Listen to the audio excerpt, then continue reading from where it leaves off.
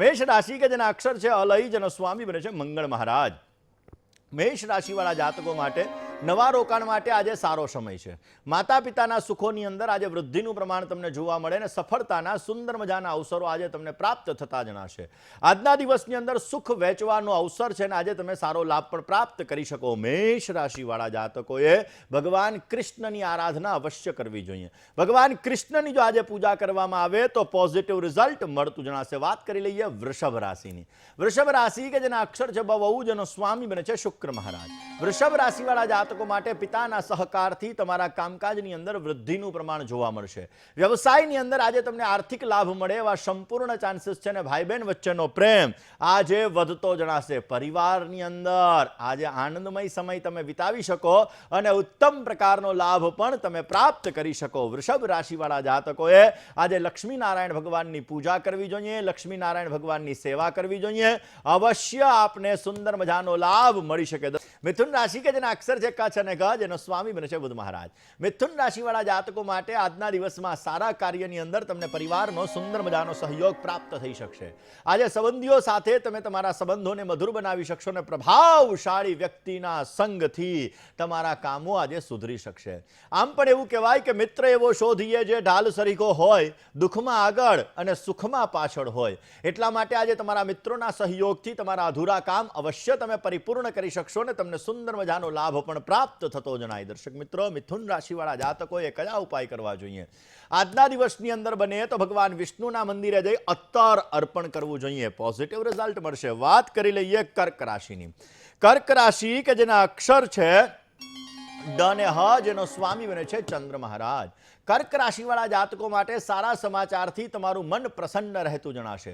કોઈ દૂરના સંબંધીઓનો તમને સહયોગ મળી શકશે અને સંપત્તિને લગતા કામકાજની અંદર પણ આજે તમને સારો લાભ મળતો જણાય. વ્યવસાયની અંદર આજના દિવસમાં સમસ્યાઓનો સામનો કરવો પડી શકે એમ છે. કયો ઉપાય કરવાનો છે?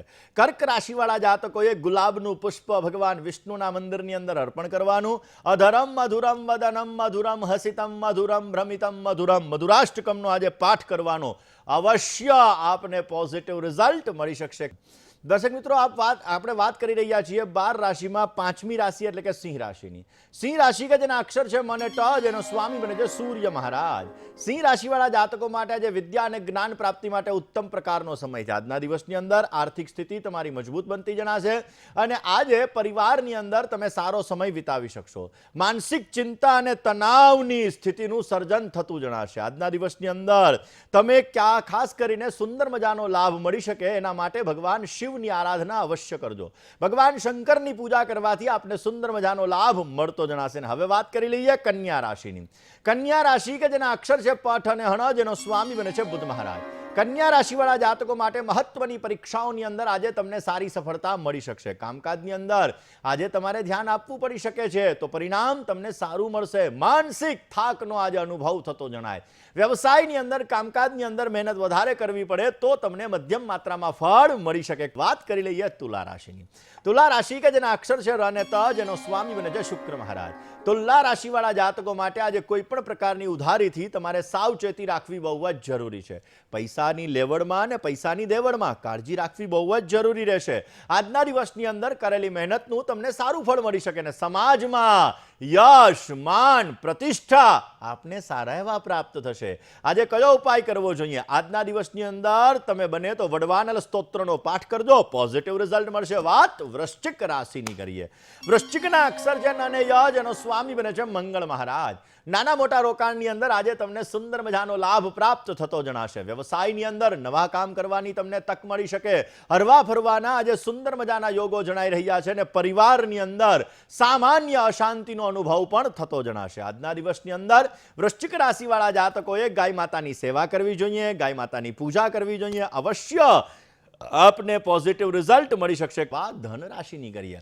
ધનના અક્ષર છે ભદ, ભ અને ઢ, જેનો સ્વામી બને છે ગુરુ મહારાજ. ધન રાશિવાળા જાતકો માટે સારા માણસો સાથે કામ કરવાની આજે તમને તક મળી શકે છે. સમયનો સદુપયોગ કરો, કારણ કે સમય એવી વસ્તુ છે કે જ્યારે હાથમાંથી સરકી જાય ને તો સમસ્યાઓ સર્જાય છે।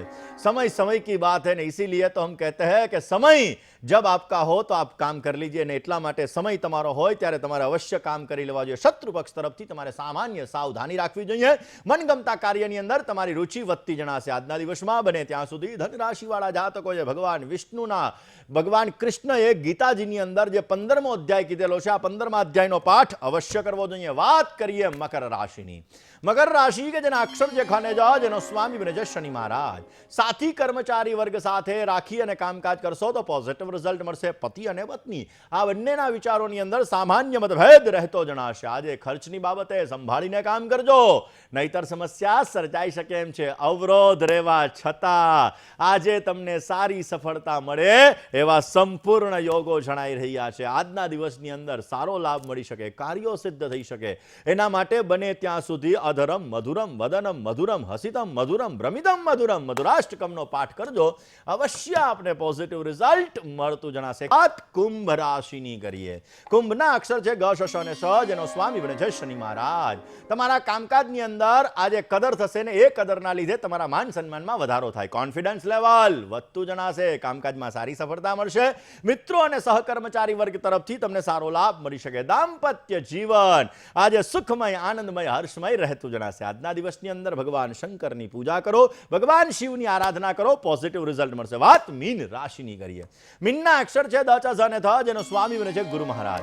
મનગમતા કાર્ય કરવાથી તમારું મન પ્રસન્ન રહેતું જણાશે। આજે નોકરીની અંદર વ્યવસાયની અંદર તમારે સાચવીને કામ કરવું જોઈએ। મગજ ઉપર કામનો બોજો વધારે રહેશે, પણ ગુસ્સા ઉપર કાબુ રાખજો, નહીતર સમસ્યાઓ સર્જાશે, તમારા સંબંધો બગડશે, તકલીફોનો દોર રહેવાના સંપૂર્ણ ચાન્સીસ બની શકે છે। કયો ઉપાય કરવાનો છે? મીન રાશિવાળા જાતકોએ આજના દિવસની અંદર ભગવાન શંકરની આરાધના કરો, ભગવાન શિવની પૂજા કરો। નમો ભવાય શર્વાય રુદ્રાય વરદાય ચ, અવશ્ય ભગવાન શંકરની પૂજા કરવાથી આપને સુંદર મજાનો લાભ મળી શકે।